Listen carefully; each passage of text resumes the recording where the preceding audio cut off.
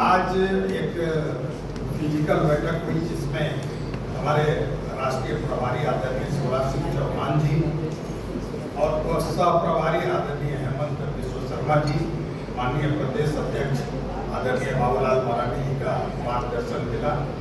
मित्रों, आप सबको विदित है कि किसी भी समय किसी भी क्षण राज्य में चुनाव की घोषणा हो सकती है और भारतीय जनता पार्टी अपनी तैयारी पूर्ण करके एक बार चुनाव के दृष्टि से, जो प्रबंधन की दृष्टि से अनेकों महत्वपूर्ण कार्य होते हैं, उन कार्यों को मूर्त रूप देने के साथ साथ फिर उसका फीडबैक, उसकी प्रगति क्या है, हमें और कहाँ काम करना है, कितनी तेजी से करना है। तो इस हिसाब से जो लगभग हमने 27-28 विभाग बनाए हैं प्रबंधन के दृष्टि से, उन सब विभागों 29 विभागों पर विस्तृत चर्चा हुई है। और प्रमुख कार्य के लिए आपको पता है कि चुनाव प्रबंधन का मुख्य काम चुनाव में जीत, लक्ष्य जो है वो चुनाव में जीत, यानी हमारे कार्य का नतीजा या परिणाम जब चुनाव का काउंटिंग होगा तब तय होगा। और उस दृष्टि से हमने सभी अपने महत्वपूर्ण कामों का निर्धारण किया है और महत्वपूर्ण हर काम के हिसाब से कार्यकर्ताओं की एक टोली का निर्माण किया है। आप खुद सामने देख रहे होंगे कि पार्टी की प्रबंधन समिति में प्रदेश स्तर की जो टीम बनी है उसमें अनुभव और सीनियरिटी उसका हमको मार्गदर्शन मिलेगा। और खुद हम सबों के टीम में आदरणीय राकेश प्रसाद जी जैसे वरिष्ठ साथी हैं जिनका वर्षों वर्ष का अनुभव रहा है और इन सबों के मार्गदर्शन में हम आने वाले समय में पूरा काम, जो एक हमारा सैद्धांतिक कार्य पद्धति है कि planning in advance, planning in detail, यानी पूर्व योजना, पूर्ण योजना, फिर भी योजनाओं के निर्धारण में, योजनाओं के क्रियान्वयन में समय समय पर अनेकों समस्या भी आती रही है। तो इन समस्याओं का समाधान कैसे करें, इसके लिए भी फीडबैक की टोली, और फिर हम जो अनेकों कार्यक्रम चला रहे हैं उस कार्यक्रम का सकारात्मक पक्ष क्या है।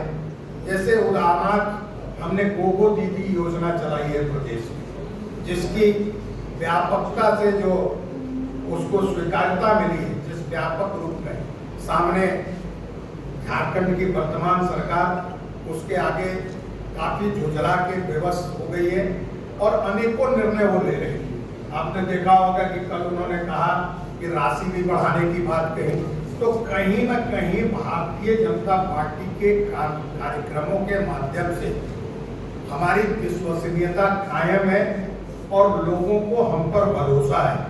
तो इस दृष्टि से आने वाले समय में कार्यक्रमों की रचना करना, नेताओं का प्रवास लगाना, कहाँ किस रूप में किस कार्यकर्ता का उपयोग करना, और जो हमारा महत्वपूर्ण काम होता है बूथ कमेटी की संरचना को सशक्त करना। तो बूथ कमेटी की संरचना का सशक्तिकरण, तो उसकी सफलता का सबसे बड़ा उदाहरण है गोगो योजना, जो है हमारी गोगो दीदी योजना, उसके फॉर्म को भरवाने में।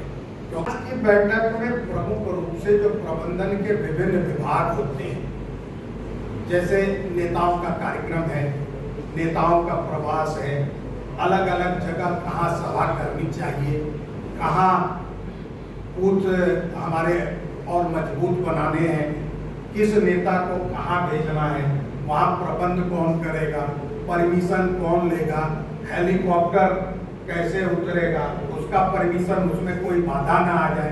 पिछले दिनों आपने देखा एक बाधा आई थी। तो ये बाधा रहित चुनाव प्रक्रिया, यानी कैंडिडेट के घोषणा के पूर्व हर जगह हमारा काम, हमारा कार्यालय, और इस दृष्टि से जो प्रशासनिक व्यवस्था के साथ साथ जो संगठनात्मक संरचना खड़ी करनी होती है चुनाव के दृष्टि से, उसकी तैयारी के दृष्टि से एक एक बिंदुओं पर आज चर्चा हुई। सर, दबाव में आते हैं महिलाओं का सशक्तिकरण करना भारतीय जनता पार्टी की प्रतिबद्धता है, कमिटमेंट है और हमारी राज्य की अनेक सरकारें पूर्व से इस काम को कर रही हैं। अब हमारी योजना के देखा देखी कोई 2500 करे, कोई 2600 करे, सवाल ये नहीं, सवाल ये उठता है कि 5 साल से आपकी सरकार ने क्या किया कि आप चुनाव के अंतिम महीने में इस आपाधापी में इस योजना पर काम कर रहे हैं। अगर आपको महिलाओं के सशक्तिकरण की चिंता थी या समाज के किसी भी वर्ग के सशक्तिकरण की चिंता जिस सरकार को होती है, वो सरकार आने के साथ काम करती है, सरकार जाने के वक्त काम नहीं शुरू करती है। तो ये हम जो कहते हैं ना कि अंतिम समय में जरा दिया ज्यादा भकभकाता है, तो ये जाने की उत्कंठा में लिए जा रहे हड़बड़ी के निर्णय। हमारे अंदर इच्छा होनी बहुत जरूरी है। व्यक्ति के अंदर इच्छा और आकांक्षा न हो तो जीवन आगे नहीं बढ़ता है, लेकिन साथ ही साथ दल का कार्यकर्ता होने के नाते हम सब एक मर्यादा में बंधे कार्यकर्ता हैं। इसलिए अंतिम निर्णय पार्टी का होता है और पार्टी ही 2 बार अगर सांसद बनाया है तो पार्टी ने बनाया है। तो इसलिए हम सब मर्यादा में बंधे हुए कार्यकर्ता हैं और हमको अपनी अपनी मर्यादा का ज्ञान है और उस पर गर्व भी है। एक अधिक बूथों पर गोगो दीदी का फॉर्म भरा गया है, बल्कि सच कहें तो जनता हमसे आगे है।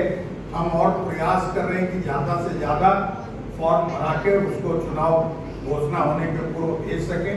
तो इन सब तमाम विषयों पर चर्चा हुई है और समय के साथ जो आरोप पत्र हम लोगों ने आपके सामने रखा था, उस आरोप पत्र को भी हम व्यापक रूप से प्रदेश की जनता तक ले जाएंगे।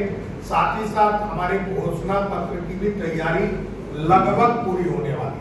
समय आने पर आपने देखा कि 5 प्रण हमने अभी घोषित किए हैं।